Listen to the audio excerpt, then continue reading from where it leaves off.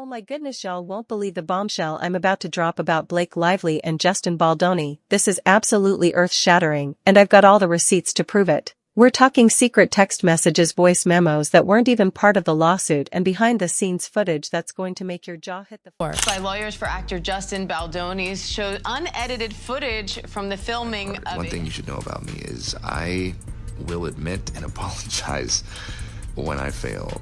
My nose is so big. I was hoping that we could address this. It's not too late. Justin, maybe you need to stop talking about my wife's weight. What is your problem, Ryan? My money is on Blake Lively being wrong. Teaching Justin how to pull you in. I love this. I felt good in the moment, and for her to use this vulnerable moment against me.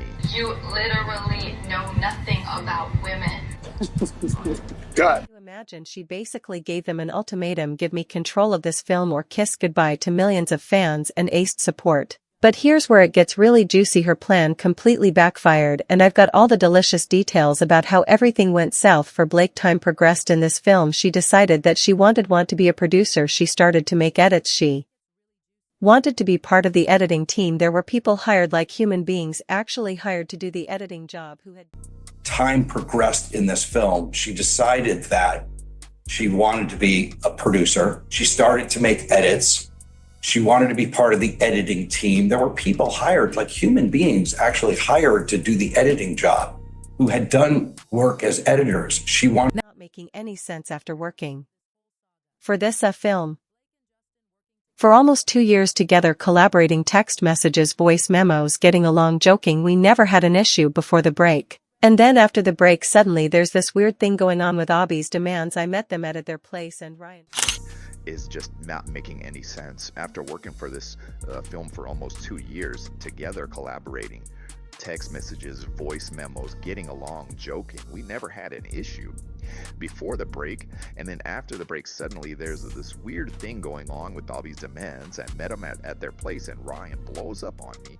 And then Taylor's looking at me like I'm some criminal. That's all it took for everything to explode. Next thing you know, Justin's locked out of his own film. Sony's handing everything over to Blake like she owned it from day one, and suddenly Ryan and Taylor are acting like Justin never existed. The man spent 5 years of his life on this project only to be treated like a complete nobody at his own movie premiere. Can you believe the audacity? And don't even get me started on Colleen Hoover, the author who handpicked Justin for this project, who helped write the script, who promoted the movie with him even after the alleged harassment. What does she do the moment Blake's lawsuit drops? Colleen completely switches sides. She posts this Instagram statement supporting Blake leaving Justin. Absolutely blindsided. I mean, seriously, what happened here? Was this all some elaborate plan from the beginning? Or did Blake just flip everything upside down when things didn't go her way? Now here's something that'll make your head spin. Justin was literally singing Blake's praises in every single interview. He called her brilliant, talented, praised her involvement in the movie, especially during those intimate scenes. He kept going on and on about how she had this incredible vision for everything with us. So I'm hoping to see you back in the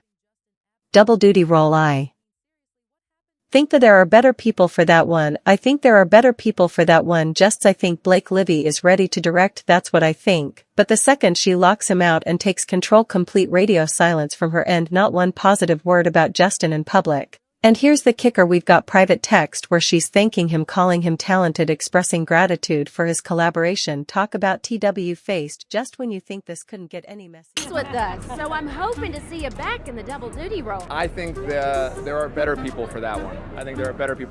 Justin. I think Blake Lively's ready to direct. That's what I think. About in her lawsuit. Initially everyone was in the dark, just taking Blake's word for it. Then Justin's legal team leaked the unedited video, and oh my goodness, everything changed. Feel so nosy noses, and my nose is so big. Yes, I was hoping that we could address this. It's not too late, just got to shut down. We got to call in Insurance Month and just deal with that. And then, the footage tells a complete different story. Not only was Blake acting in these scenes, but she was literally directing them. She even stepped in as an intimacy coordinator, making all these decisions about how the scenes should play out. Yet in her lawsuit, she's claiming Justin crossed lines, improvised, and kissed her too much. Let me tell you something, before their break, they only... so nosy. I know. And my nose is so big. I was hoping that we could address this. It's not too late. Just gotta shut down. We gotta call an Insurance Month and just deal with that. Yeah. And then, just to push Justin out of the picture, but this story gets even more twisted when you bring Taylor Swift into the mix. You see, when Justin was casting for young Lily, he discovered this amazing actress and championed her for the role. But guess who got all the credit for the final decision? Blake and Taylor. The actress even admitted that Taylor Swift gave the final stamp of approval and Justin's name completely erased from the narrative. This is all pretty much Blake's like styling. She's been my stylist. And then these are her shoes. Choose Blake's shoes. So literally all Blake. Yep, I feel so lucky. She is an angel. She is a guiding light. She's a force. She is everything you'd want as a mentor. And as somebody to look up to. It's a dream. And if you think Blake was done stirring the pot, honey, you are so wrong. She and Ryan Reynolds have been throwing these subtle little jabs at Justin, trolling him in ways that most people wouldn't even catch, but when you put all the pieces together, everything starts making perfect sense. Let's rewind to the very beginning, because what happened behind the scenes. This is all pretty much Blake's like styling. She's been my stylist. And then these are her shoes. Blake's shoes. So literally all Blake. Yep. I feel so lucky. She is an angel. She is a guiding light. She's a force. She is everything you'd want as a mentor and as somebody to look up to. And we're constantly trying to change things, rewriting lines daily, causing all this tension behind the scenes. And Blake, oh, she knew exactly how to play Justin. She'd shower him with compliments, telling him he was one of the best directors she'd ever worked with, claiming other directors never let her contribute creatively, and Justin, trying to be fair, let her write this important rooftop scene to Blake for his response to her creative changes to the film's pivotal rooftop scene. Will you please get down from there? I'm good, thanks. Blake made sure to mention how Ryan and Taylor Swift absolutely loved her version of the scene. She even invited Justin to her penthouse, where Ryan and Taylor hyped up her writing, practically forcing Justin to keep it in the film. Afterward, Justin actually texted her praising her talent and promising to try incorporating her ideas into the final cut. In one of these messages, Blake actually compared herself to Daenerys from Game of Thrones, making it crystal clear she had these powerful allies, Ryan Reynolds and Taylor Swift, who she called her dragons. She wasn't just dropping names, she was showing Justin that she had serious pull in both the movie and music industries. But Blake wasn't satisfied with just one scene rewrite. She wanted control of the entire script. Justin kept trying to keep the peace, letting her make daily changes, hoping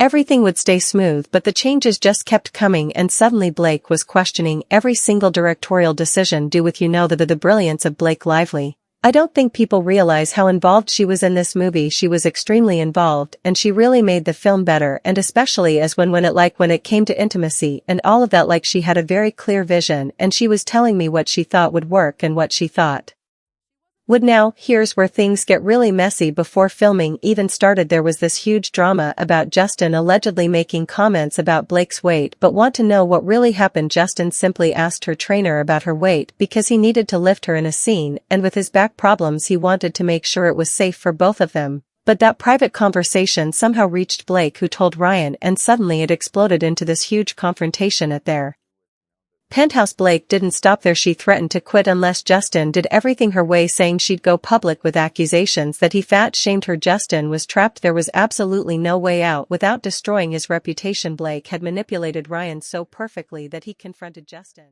And even though Justin was completely innocent, he still had to apologize. But here's the really wild part. Despite claiming Justin had harassed her during the first month of filming, Blake kept texting him, constantly asking to see daily footage. I mean, if someone's harassing you, why are you so eager to stay involved and see what's being filmed? Her texts were full of praise for the clips, always asking for more. One message literally said, "Hey Justin, not trying to bug you, but that playlist you sent me was good, just checking in again about possibly seeing the dailies." And of course she had to mention how much Ryan and Taylor loved the clips. But everything hit the fan when Justin, trying to maintain some boundaries and keep the production on track, refused to give Blake complete access to the daily footage. She immediately ran to Ryan and her lawyers, coming back with this massive list of demands that Justin had to meet if he wanted her to finish the film. This wasn't just some small request, this was a power move that put hundreds of jobs at risk and threatened Justin's entire career. Even Sony was baffled by Blake's demands. Now let's talk about this leaked footage that completely shatters Blake's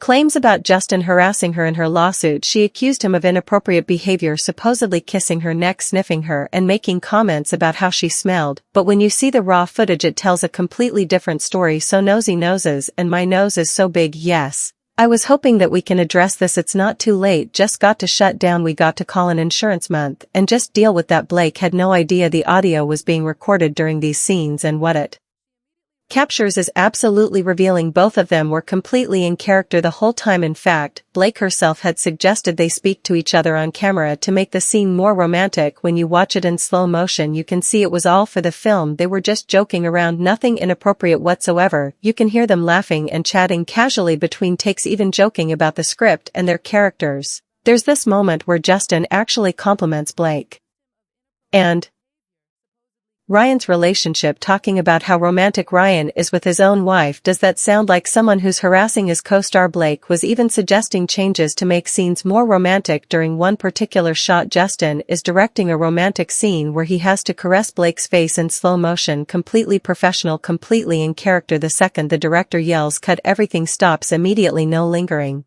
touches, no inappropriate behavior, just two professionals doing their jobs. Remember how Blake wanted to add more dialogue to make things even more romantic in slow motion. The scene originally had no talking, just Justin's character being romantic, but Blake pushed for additional lines. Justin agreed, and they filmed both versions, but somehow in her lawsuit, this all got twisted into something sinister. Things got even stranger when Blake started thanking Ryan Reynolds for playing Nice Pool, a character supposedly based on Deadpool. But here's what doesn't make since: Ryan had never even worked with Justin before, so how could he base a character on someone he didn't know? It's pretty obvious Blake played a huge role in shaping Ryan's perception of Justin and how this Nice Pool character was written. The jokes about Justin's body issues weren't subtle either. There's this scene where Ryan makes these pointed jokes about low bone density and having to keep his face safe, clearly referencing Justin's real back problems, the same issue Blake had twisted into that body-shaming accusation earlier. When you look at all the evidence, Blake's harassment claims completely fall apart. She masterfully manipulated the situation, playing both Ryan and Justin against each other. Meanwhile, Justin was bending over backwards trying to accommodate her increasingly unreasonable demands. This is the same Justin who's known for his women's advocacy work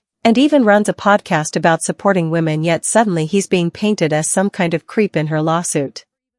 Here's another interesting twist. There's talk about Justin already having rights to the sequel, but if Blake manages to win this battle, she might end up directing the next film. Convenient timing, right?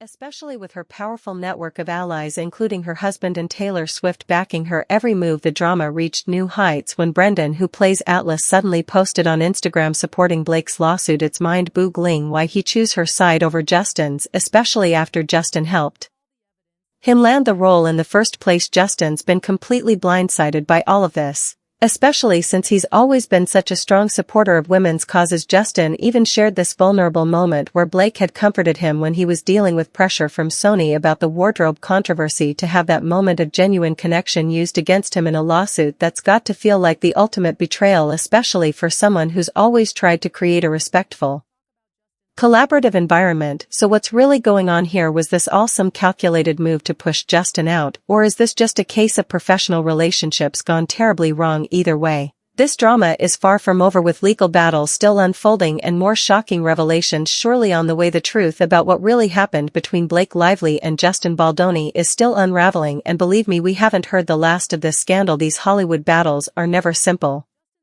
are they? But this might just be one of the most twisted behind-the-scenes dramas we've seen in a long time. Keep watching this space, because something tells me there's still plenty more to come in this explosive saga.